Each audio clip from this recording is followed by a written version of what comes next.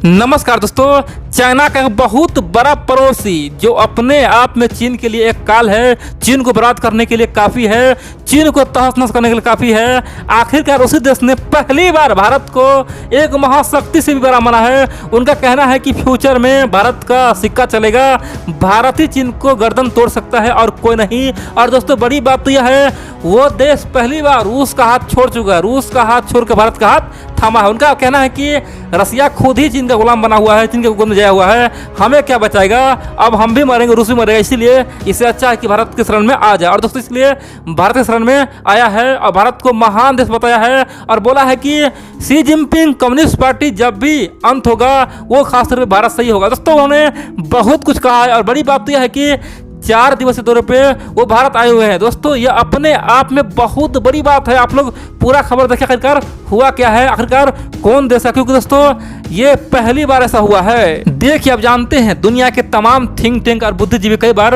Report छापा है, भारत सरकार को समझाया है कि आपके पास एक मौका है, आप एक माला बनाइए, चीन को चारों ओर से घेरिए और घेर के उससे मारिए, यानी कि चक्रव्यूह बनाइए। लेकिन दोस्तों भारत कभी भी ऐसा नहीं किया। उसका कहना था कि ऐसा करेंगे तो चीन नाराज हो जाएगा, हमसे दोस्ती खत्म हो जाएगा। दोस्तों इसीलिए भारत कभी ऐसा नहीं किया।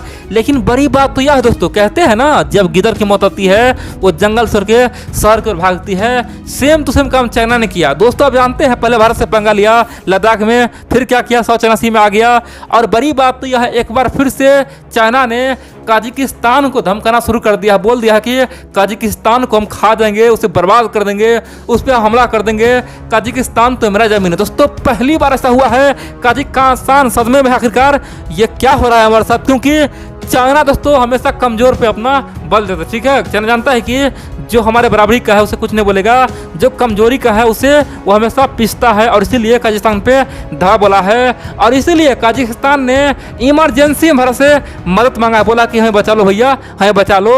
और इसीलिए काजिकिस्तान के जो रक्षा मंत्री है वो भारत के दौरे पे आए हुए हैं, उन्होंने बहुत कुछ कहा है, आप लोग को मैं सब कुछ बताऊंगा। अब पूछेंगे आखिरकार काजिकिस्तान और चीन का क्या झगड़ा है, क्या लफड़ा है। दोस्तों काजिकिस्तान एक लैंडलॉक कंट्री, जिस प्रकार से नेपाल एक लैंडलॉक कंट्री है उसी प्रकार से काजिकिस्तान एक लैंडलॉक कंट्री है। 1951 से पहले वो सोवियत संघ का हिस्सा था, लेकिन बड़ी बात तो यह है कि उसका दुर्भाग्य था जो सोवियत संघ से टूट गया। लेकिन बड़ी बात तो यह है, उसी समय से चाइना बोला है कि काजिकिस्तान का आधा जमीन, यानी कि उसका जो जितना क्षेत्रफल है उसका आधा से भी अधिक जमीन मेरा है, उससे हम कब्जा करेंगे। और बड़ी बात तो यह है कि उसी समय से काजिकिस्तान खासतौर पे सोवियत संघ से मदद मांगा, रूस से मदद मांगा, बोला कि हमें आप बचाइए, आप तो हमारा पहले कभी भाई रह चुके हैं। इसीलिए दोस्तों सोवियत संघ के होने के नाते उन्होंने रूस से कई बार मदद मांगा और रूस ने हमेशा उसे मदद भी किया, यानी कि अब से लेकर 2015 तक रूस ने हर मंच पे मदद किया।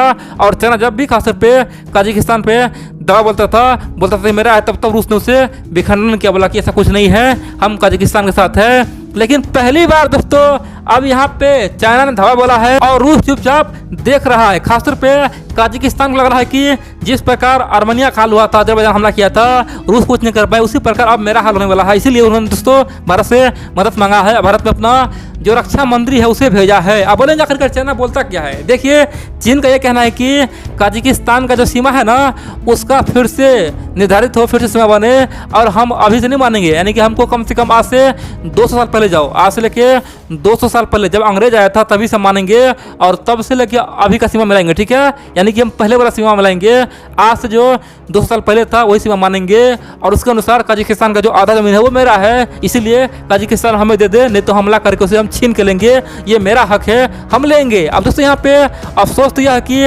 रसिया कुछ बोलता नहीं, क्योंकि रसिया ऑलरेडी चीन के गोद में जाकर बैठा हुआ है, चीन का गुलाम बना हुआ है। काजिकिस्तान को लग रहा है कि अब मुझे बचाया कौन, जब रसिया कुछ नहीं बोलेगा तो चाइना तो पूरा ओपन हो गया, कभी मुझे मार के खा लेगा। और इसीलिए दोस्तों उसके पास एक मौका था, उसके पास एक भी योद्धा बचा था, वो भारत। तो जानता है कि भारत ही कुछ कर सकता है, भारत सबको बचाता है, हमें भी बचाएगा।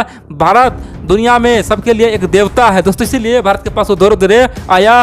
और काजिकिस्तान का जो रक्षा मंत्री है 4 दिवसीय भारत दौरे पे आए हुए हैं। आप बोलेंगे तो यहाँ पे भारत सरकार किस प्रकार से काजिकिस्तान को बचाएगा। सिंपल सी बात दोस्तों, काजिकिस्तान का पहला सपना यह है कि भारत के साथ मिलकर वो लोग तमाम प्रकार के हथियार बनाए, यानी कि जितना भी खतरनाक विध्वंसक हथियार होता है, चाहे जो भी हो, सब कुछ आपस में बनाए, आपस में सब कुछ शेयर करे। काजिकिस्तान का जो खुफिया एजेंसी है वो भारत को रिपोर्ट देगा, भारत का जो खुफिया एजेंसी है वो काजिकिस्तान को रिपोर्ट देगा, यानी कि चीन के बारे में जो भी जानकारी है आपस में शेयर करेगा और तमाम हथियार दोनों मिलकर बनाएगा।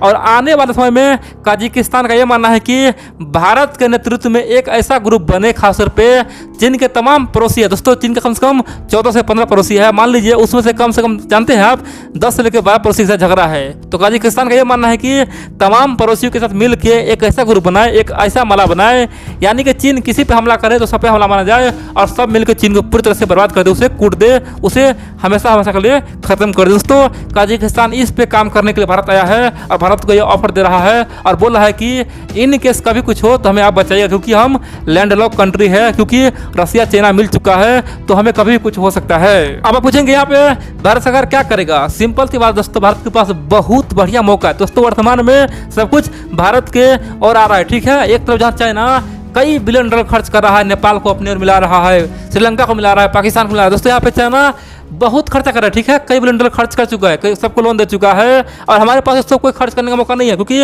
हमारे दोस्तों कमजोर है, हमारे पास उतना पैसा नहीं है। लेकिन फिर भी चाइना के तमाम दुश्मन भारत के हाथों में आ रहा है। दोस्तों आप जानते हैं जापान ऑलरेडी भारत का सच्चा मित्र बन चुका है, ताइवान बन चुका है, फिलीपींस बन चुका है। फिलीपींस को तो हम बरमोस देने वाले हैं। इतना ही नहीं, वियतनाम तो ऑलरेडी इसका दुश्मन है ही। साउथ कोरिया से दोस्तों ऑलरेडी हम लोग का दोस्ती हो चुका है, हम लोग आपस में कई सारे हथियार बना रहे हैं, यानी कि ये तमाम देश चाइना का कट्टर दुश्मन है। ऑस्ट्रेलिया है ही दोस्तों। इतना ही नहीं, अब कजाकिस्तान भी भारत का मित्र बन जाएगा तो कितना अच्छा होगा। सिंपल सी बात है, अगर हम लोग चाहे तो खासतौर पर चीन को ओपनली बोल सकते हैं कि तुम्हारे ऊपर जब चाहे तब तुम पे हम दबाव बोल सकते हैं, तुम्हें जब चाहे तब औकात दिखा सकते हैं। दोस्तों कजाकिस्तान को हम लोग को आपस में मिलाना होगा और छोटे मोटे हथियार उनको देना ही होगा, जो ले उसे देना होगा, क्योंकि जब चाइना यहाँ पे राजनीति खेलता है नेपाल के साथ, पाकिस्तान के साथ, तो हमको कहाँ नहीं खेलना चाहिए। दोस्तों हम लोग को ऐसा करना ही चाहिए। आप बोलेंगे तो यहाँ पे चीन क्या बोलेगा? दोस्तों चीन यहाँ पे यही बोलेगा कि भारत अलर्ट हो जाओ, सावधान हो जाओ, भारत आग से खेल रहा है। दोस्तों चीन ऐसा बोलेगा, जरूर बोलेगा।